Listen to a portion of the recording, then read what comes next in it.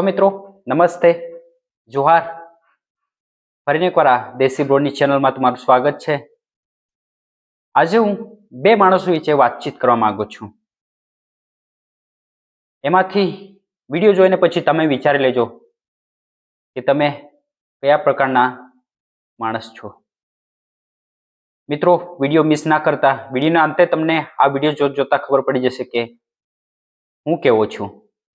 મિત્રો એક તો છે ક્રિએટિવ થિંકિંગ વાળો માણસ છે અને બીજી તરફ છે એ પુઅર માઇન્ડસેટ વાળો માણસ છે। આ બંને વચ્ચે ફરક શું છે સમજી લેજો બરોબર।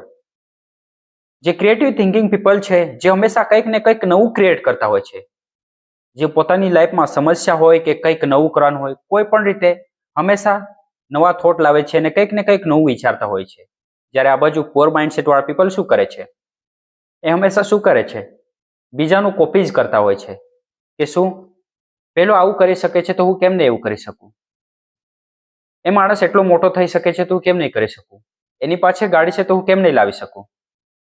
મિત્રો જ્યારે બીજી બાજુ જે છે જે ક્રિએટિવ માઇન્ડસેટ વાળો માણસ છે જે હંમેશા પોતાની જાતને ક્યારેય બીજા સાથે કમ્પેર નહીં કરતો, એ પોતાની અંદર જ હંમેશા જોતો હોય છે કે હું આના માટે કેપેબલ છું, હું આ કરી શકું છું, હું એના જેવું તો નહીં કરી શકતો પણ આવું કરી શકું છું।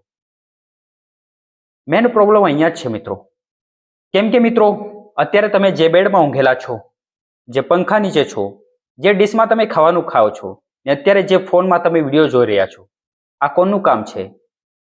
એક ક્રિએટિવ પર્સનનું કામ છે જેણે કંઈક વિચાર્યું છે ને એના દ્વારા એણે કંઈક કર્યું છે અને એ જ છે અત્યારે સમક્ષ તમારે દેખાય જ છે અત્યારે। ને બીજી બાજુ જે પુઅર માઇન્ડસેટ વાળા પીપલ હંમેશા શું વિચારે છે, I am not capable for this work, હું નહીં કરી શકું છું આ કામ, મારાથી આ નહીં થતું, તું સારી રીતે કરી શકે છે, એટલીસ્ટ યુ કેન ટ્રાય। આપણે ટ્રાય તો કરી શકીએ છીએ ને, આપણે બધી જ રીતે કેપેબલ હોય છે પણ શું કરે છે, સૌથી પહેલા જે આપણું માઇન્ડ છે આપણે બધી જ રીતે કેપેબલ હોય છે પણ મિત્રો આપણે શું કરીએ છીએ, સૌથી પહેલા આપણા માઇન્ડને આપણે ખૂબ જ પુઅર બનાવી દઈએ છીએ। કંઈ પણ ક્રિએટિવ માઇન્ડસેટ વાળા પીપલને કોઈ પણ મુશ્કેલીમાં કે સંઘર્ષમાં મૂકો તો શું કરશે, કંઈક ને કંઈક નવી શોધ કરશે કે કંઈક નવું ક્રિએટ કરીને પછી તેમાંથી બહાર નીકળવાની કોશિશ કરશે। ત્યારે બીજી બાજુ પુઅર માઇન્ડસેટ વાળા પીપલ શું કરશે, પોતાના માઇન્ડને ત્યાં જ બ્લોક કરી દેશે। શું વિચારશે, આઈ કાન્ટ ડુ એનીથિંગ, હું આનાથી બહાર કંઈક કરી જ નહીં શકું, આ હદ પાર હું કરી જ નહીં શકું, મારાથી આ થાય જ નહીં। શું કરે છે, પોતાના માઇન્ડને ત્યાં જ બ્લોક કરી દે છે। સૌથી મોટો ડિફરન્સ ત્યાં જ થાય છે મિત્રો કે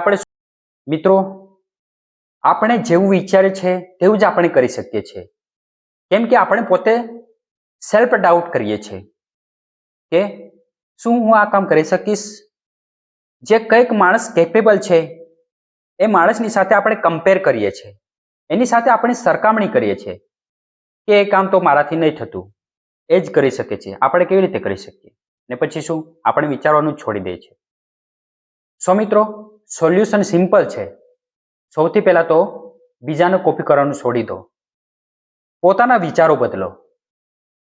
કેમ કે તમે જોવો છો જે માણસો ક્રિએટિવ પીપલ છે, જે લોકો બધું જ કરી શકે છે એ આપણે પણ કરી શકીએ છીએ, એ આપણી અંદર પર એ ખૂબીઓ શક્તિ રહેલી છે પણ આપણે શું કરીએ છીએ, આપણું માઇન્ડસેટ ખૂબ જ પુઅર રાખીએ છીએ, આપણે વિચારોનું જ છોડી દઈએ છીએ।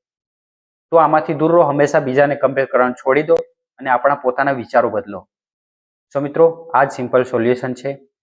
વિડીયો કેવો લાગ્યો, ઇન્ફોર્મેટિવ હોય તો પ્લીઝ તમારા ભાઈને કમેન્ટ કરો અને જો તમારામાં આ વિડીયો જોઈને કંઈક ફરક પડ્યો હોય તો એ પણ તમે કમેન્ટ કરો તાકી મને ખબર પડે કે તમે પણ તમારા ભાઈને સપોર્ટ કરો છો, તો હું પણ તમારા માટે આવા જ કંઈક ઇન્ફોર્મેટિવ વિડીયો લાવતો રહીશ।